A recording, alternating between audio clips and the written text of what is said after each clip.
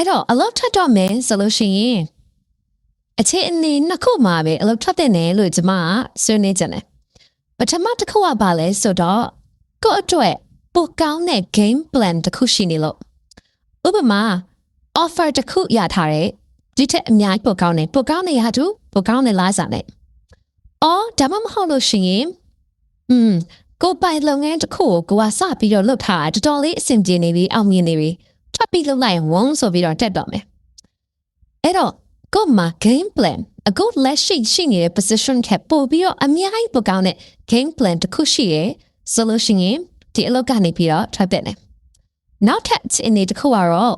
အရန်ကိုဒီအလောက်ကကိုအတွက် toxic ဖြစ်တယ်ကိုကမနေ့ Monday မှာအရန်ကို drag လုပ်ပြီးတော့သွားနေရတယ်ကိုရဲ့ခန္ဓာကိုယ်ကြီးကိုမနေ့မှပြီးသွားနေရတယ်အရန်စိတ်ဆင်းရဲတယ်ကိုရဲ့ mental health ကိုထိခိုက်တယ်ဆိုရင်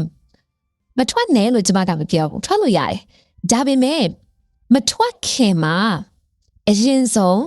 game plan ကောင်း exit strategy ကောင်းအရင်ဆုံးပြင်ဆင်ကြတယ်အဲ့တော့အခုထွက်တာနဲ့ကိုယ့်ရဲ့ game plan ကိုယ့်ရဲ့ exit strategy ကိုနောက်ထပ်2လ3လလောက် plan ပြီးတော့ထွက်တာနဲ့ကကိုနည်းနည်းတော့ပိုပင်မဲမှာပေါ့နော်3လပိုပင်မဲရမယ်ဒါပေမဲ့အဲ့ဒီပိုပင်မဲနဲ့3လနဲ့ထိုက်တယ်နဲ့ပိုကောင်းမဲ့ game plan တစ်ခုကိုမှရှိပြီဆိုရင် stability ရှိရယ် security ရှိရယ်ထွက်ရလေကိုကပို့ပြီးတော့တိတ်ခါရှိထွက်လို့ကောင်းမယ်အဲ့တော့ကျမက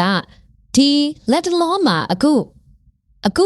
ထွက်တော့မယ်လို့စဉ်းစားရင်ပြဿနာအခက်ခဲတွေကြောင့်ထွက်တော့မယ်လို့စဉ်းစားရင်နောက်တစ်နေရာမှာရောဒီလိုအခက်ခဲတွေမရှိဘူးဆိုတာသိကြရဲ့လားဆိုတော့စဉ်းစားစစ်ကြတယ်နောက်တစ်ခုကကြတော့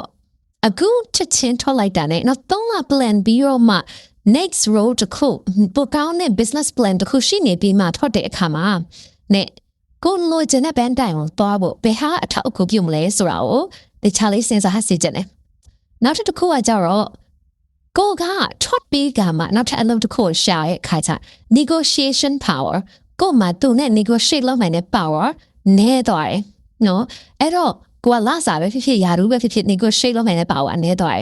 တယ်ဒါကြောင့်မို့လို့ဒီမှာအလုပ်ထွက်မယ်လို့စဉ်းစားရင်အခြေအနေနှစ်ခု